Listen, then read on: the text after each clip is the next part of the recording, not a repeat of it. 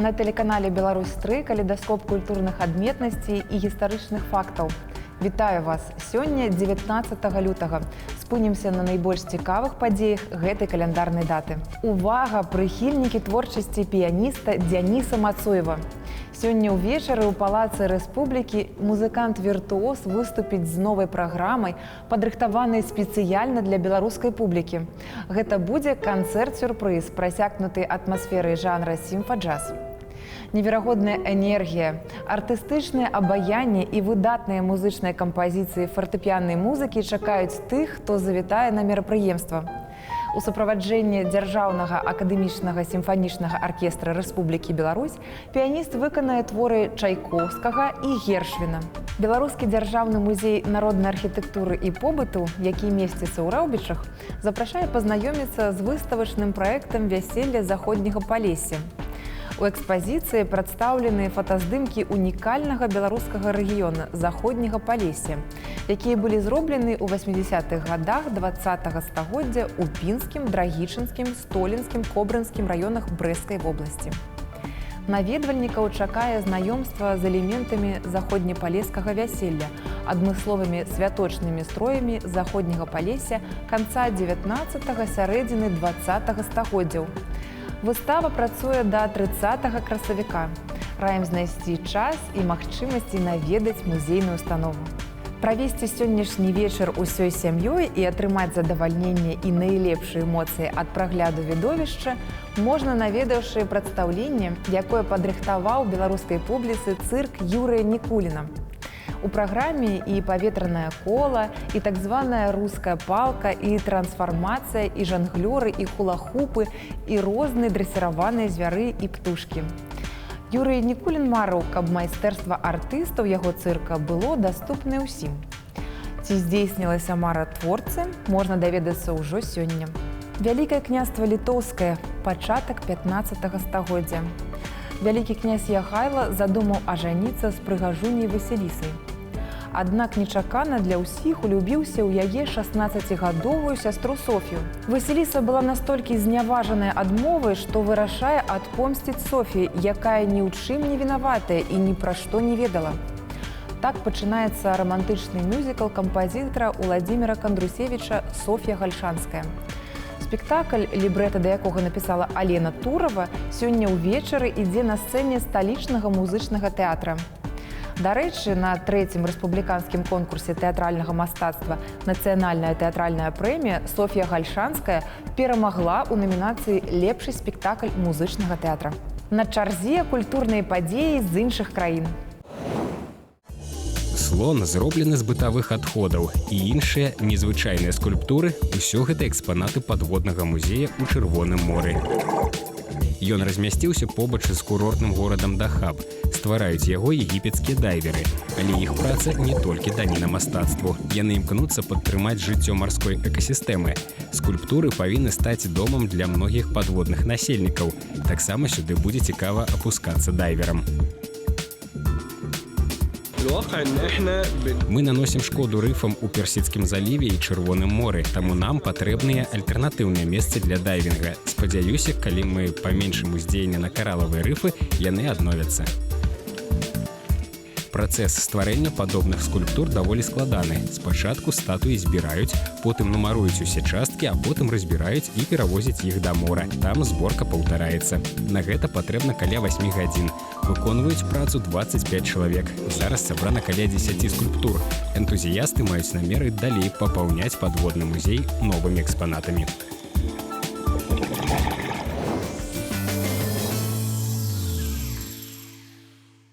У Магілёўскім драматычным тэатры сёння ўвечары наведвальнікаў чакае сапраўднае рэаліці-шоу. «Закахайся, нягледзячы» – так называецца радыёгульня, якая ідзе ў прамым эфіры і мэтай якой аб'яднаць сэрцы тых, хто датэлефанаваўся ў студыю. «Закахайся, нягледзячы» – так называецца спектакль, створаны па п'есе беларускага драматурга Дыяны Балыка. Казка для дарослых, жыццёвы спектакль, свята ў надрыўным жыцці. Такія водгукі пакідаюць тыя, хто са спектаклем ужо пазнаёміўся. Зрабіць уласныя высновы можна, калі наведаць абласны тэатр сёння ўвечары. Беларускі дзяржаўны музей гісторыі вялікай айчыннай вайны, рэдакцыя газеты «Гомельскія ведамасці» і Гомельскі абласны музей ваеннай славы прадстаўляюць фотапраект «Зброя перамогі».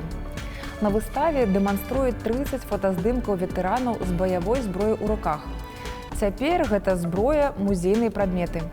Менавіта з гэтай зброі яны вызвалялі нашу краіну ад нямецка-фашысцкіх захопнікаў і, дакрануўшыся да яе праз доўгія гады, гатовыя расказаць нашчадкам пра свае франтавыя выпрабаванні. Дапаўняюць фотаздымкі старонкі газет, якія апавядаюць пра франтавікоў, чыя воля і мужнасць не саступалі ў моцы сталі. Убачыць усё на свае вочы можна ў сталічным музеі вялікай айчыннай вайны да 26 лютага. Яркія музычныя падзеі ў традыцыйным аглядзе калейдаскопа.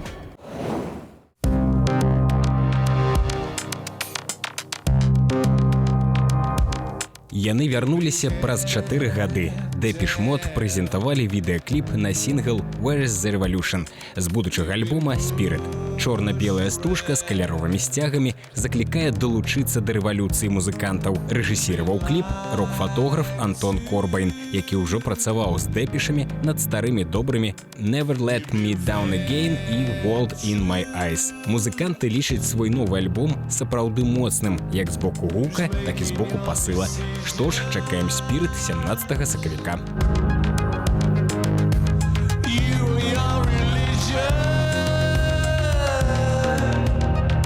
Тым часам Касабіан аб'явілі аб заканчэнні працы над новай пласцінкай. На афіцыйнай старонцы гурта ў Інстаграм з'явіўся фотаздымак блакноту з надпісам «Альбом зроблены» і 12 закрэсленымі назвамі песен. Рэліз матэрыялу трэба чакаць 21 красавіка.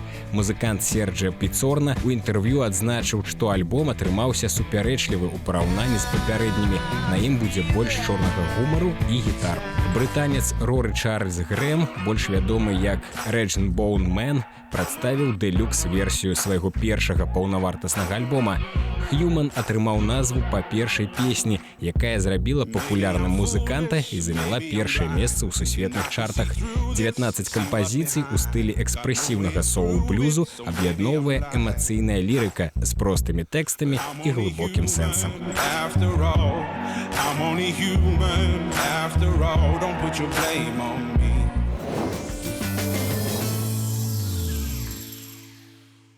Многія мінчане і госці горада знаёмыя з адукацыйным дабрачынным праектам «Вандроўкі ў мінулае».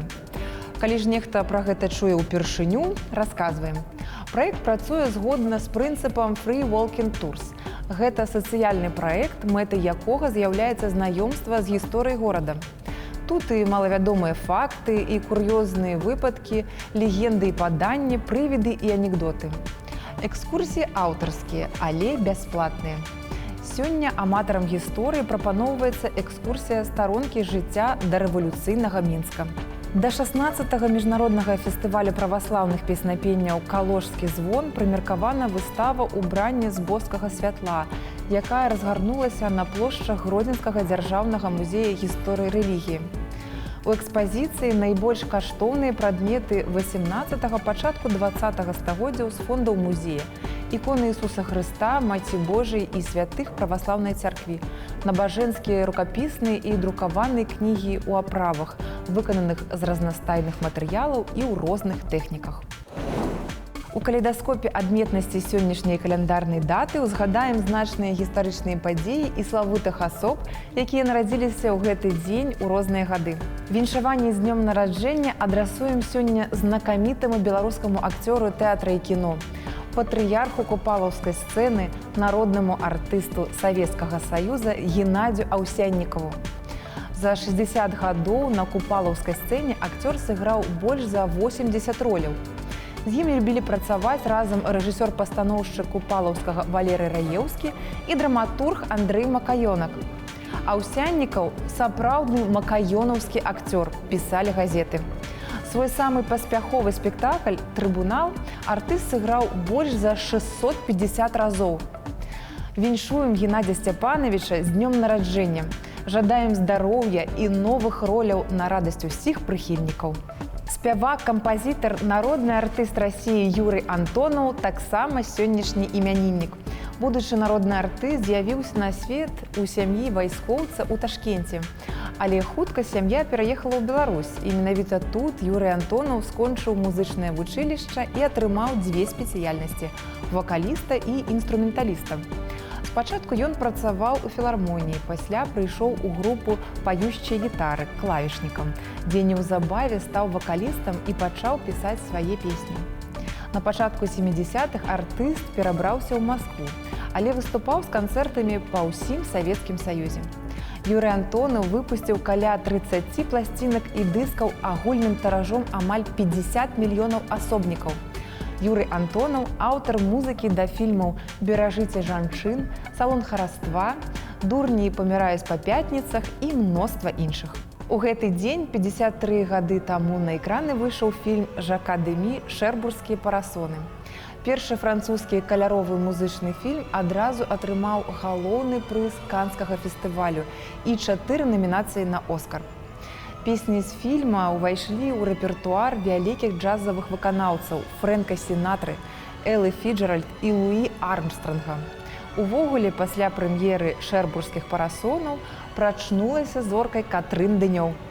Магчыма, гэтая гісторыя кахання не мела б такога поспеху, калі б не была падмацавана рэальнымі драматычнымі падзеямі – вайной Францыі ў Алжыры, якая да таго моманту была забароненай тэмай. У выніку толькі сярод французаў карціну паглядзелі амаль 1,5 мільёна гледачоў. У серыі 100 выдатных дзеячаў беларускай культуры выйшла шэраг кніг успамінаў аўтарства рэжысёра і пісьменніка Уладзіміра Арлова, прысвечаных знакамітым беларускім дзеячам культуры – Андрэю Мрыю, Кандрату Крапіве, Яўгену Глебаву, Барысу Райскаму і шэрагу іншых. І вось чарговыя друкаваныя ўспаміны ўбачылі свет. Пра тое, што штурхае Уладзіміра Арлова звяртацца да ўспамінаў, пачуем з першых вуснаў. Дзень добры, Владзімір Александрович. Вось ужо 10 кніжак вашага аўтарства налічвае серыя 100 выдатных дзеячаў культуры Беларусі. Што падштурхоўвае вас да напісання біяграфіі пэўнага чалавека?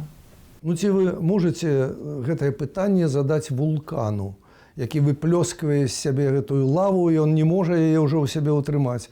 Амаль з усімі героямі маіх кніг я быў звязаны ці працай, ці таварыствам, ці сяброўствам. З юнацтва мяне кіно прывучыла падглядваць нейкія рысы у чалавека, запамінаць нейкія ўчынкі і, галоўнае, запісваць гэта ўсё. І пра ўсіх герояў сваіх успамінаў я магу шмат што цудоўнае, невядомае расказаць. Вашы кнігі вельмі непадобныя адна на адну. Пра Рубінчыка кніга, яна вельмі такая сяброўская і нагадвае ігравую стужку. Пра Мулявіна зусім іншая, больш стрыманая. Ад чаго залежыць ваш падыход да падачы матэрыялу? Вось у маім фільме 33-серійнай гістарычнай драме «Прокляты утульны дом» у меня здымаліся 56 артыстаў. І немагчыма сябе ўявіць, каб з кожным з іх ты бы працягваў сяброўскія адносіны. Скажем так, з Валерым Рубінчыкам мы знаёмы былі, калі ён толькі што скончыў школу. З 57-го года і да яго смерці мы з імі былі сябрамі. І ён сказаў, што калі мяне пытаюцца, якія родныя ў мяне ў Мінску засталіся, я кажу, што родных у мяне ў Мінску няма, у мяне ёсць у Мінску толькі Володя Орлов. З Евгеном Александровичем Глебовым, з Женем, мы сябравалі 40 год. Астатніх я не магу назваць сябрамі. Не былі мы сябрамі ні з Володзем Караткевичем, ні з Володзем Мулявіным. Кніжка пра Мулявіна адкрываецца маімі словамі. Сябрамі мы не былі, але больш мяне і даўжэй за мяне ніхто песняроў не здымаў. Геннадзій Іванович Цятовіч, я пачаў сваю творчую дзейнасць з музычных фільмаў, калі я здымаў яго калектыў. І зноў дзяржаўны народны хор ніхто не здымаў даўжэй і больш за мяне. Барыс Іпалітавіч Райскі, светлы чалавек, можа, найбольш варты звання маэстра. І мы кожны раз, калі з ім зносіліся, і мы нешта атрымлівалі ад яго. Ці лёгка пісаць пра тых, з кім вы сябравалі, альбо наадварот гэта складана? Няма такой жорсткай мяжы паміж таварыствам і сяброўствам. Это нейкае такое перацяканне ідзе, і это межы размытыя. Я бы хотел написать про Владимира Солтана, про нашага славутага кампазітара. Дарэчы, у нас не 100 выдатных дзеячаў Беларусі. Дзякуй, Владимир Александрович, і да сустрэч на старонках вашых успамінаў.